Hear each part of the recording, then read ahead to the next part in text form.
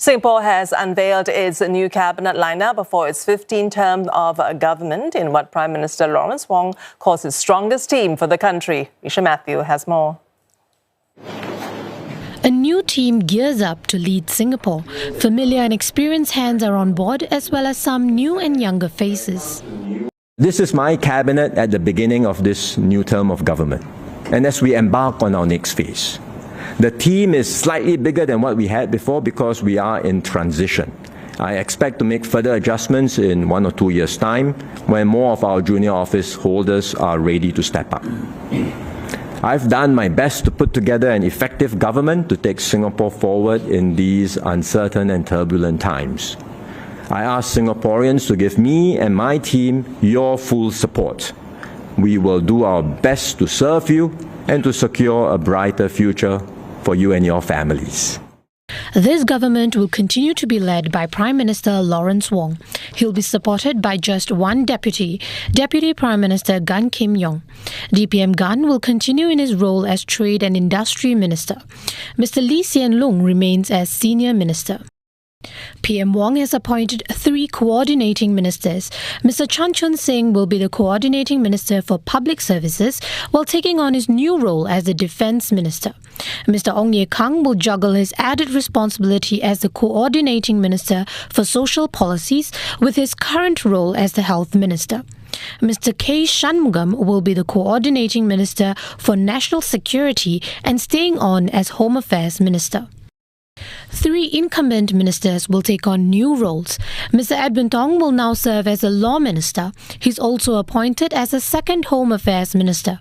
PM Wong says the role allows Mr. Tong to gain experience and prepare him to assume greater responsibilities in due course.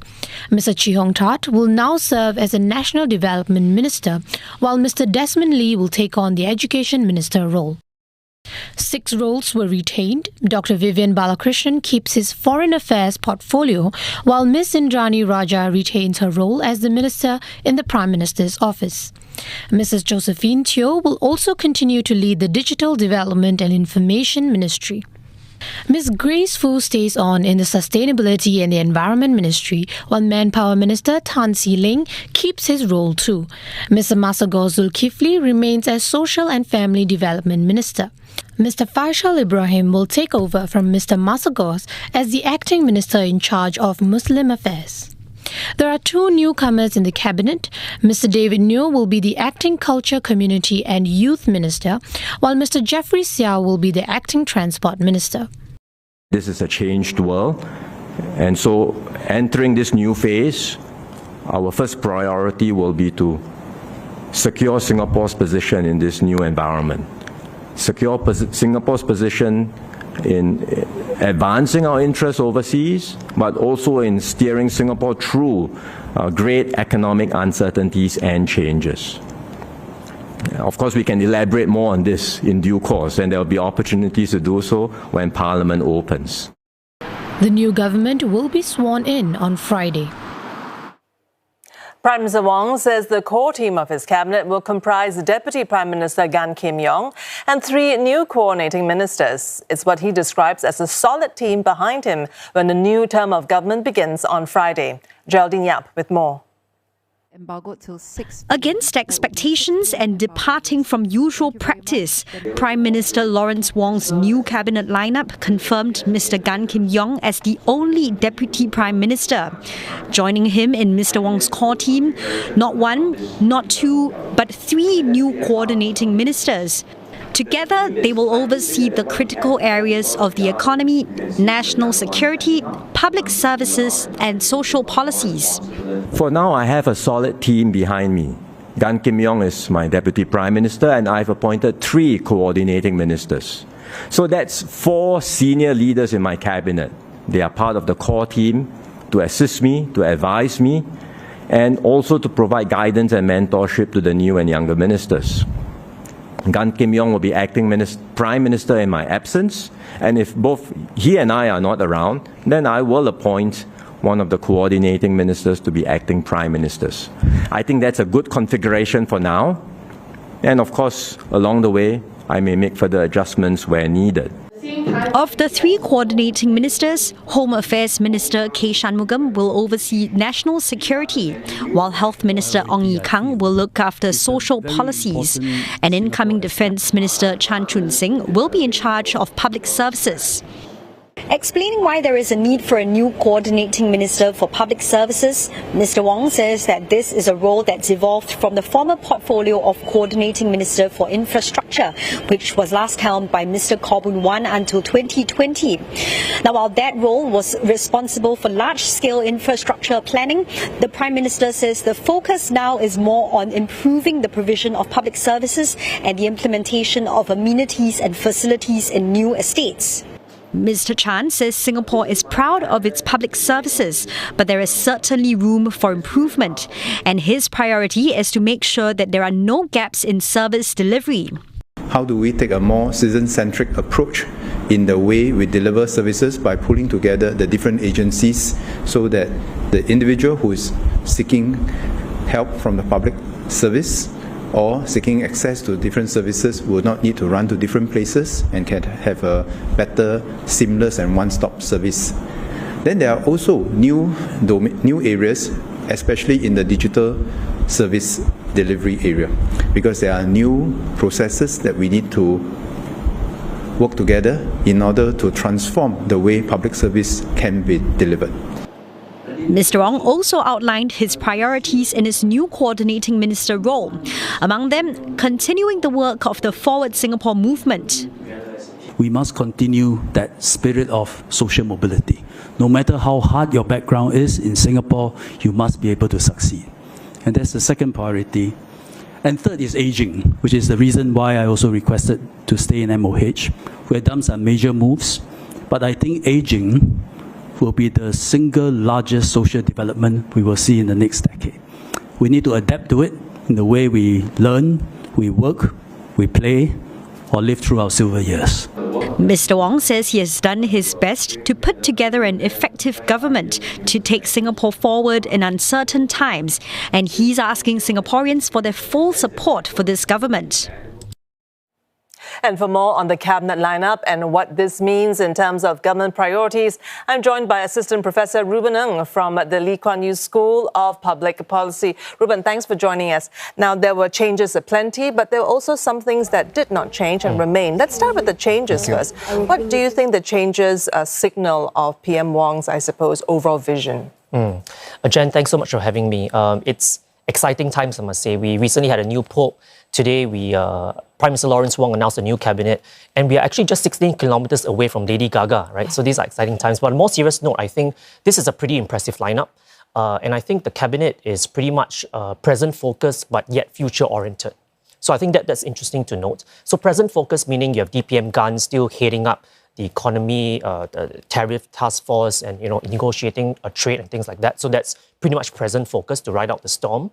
But we're also very future oriented because we look at the Minister of Social Policies, Minister Ong Ye Kung. It's important to note that the last time the coordinating minister for social policies was Taman, right? So it's interesting that they have brought it back, and it's not just a nexus between social and economics, but social and health. And I think Minister Ong Ye Kung also mentioned that we are looking at an aging population. Now, Japan reached 30% aging population, 65 years and above, in 30 years. But Singapore is reaching this milestone of being super aged in half the time, which means that there's a lot more that needs to be done. And that's really the nexus, the coordinating role between, say, social policies as well as health. And I think on the other side as well, for Minister Chan Chun Sing, looking after public services, I think he said it quite astutely and quite cogently that, citizens don't want to deal with several governments, right? They want to deal with just one. So I think that coordination, that anticipatory aspect of government becomes the focus of Prime Minister Lawrence Wong, and that's very future-oriented. All right. So that was the changes. But there were things that did not change, that were held steady and constant. Now, what does that tell you about PM Wong's vision? I think he's now focused pretty much on implementation. So I think when things don't change, which means that he wants the experience and competence gathered over the last 5-10 years to take us forward. So I think the focus is pretty much on implementation. So continuity Exactly. is important too, isn't it? Exactly. Right. Were there any surprising moves or surprises for you in terms of the new lineup?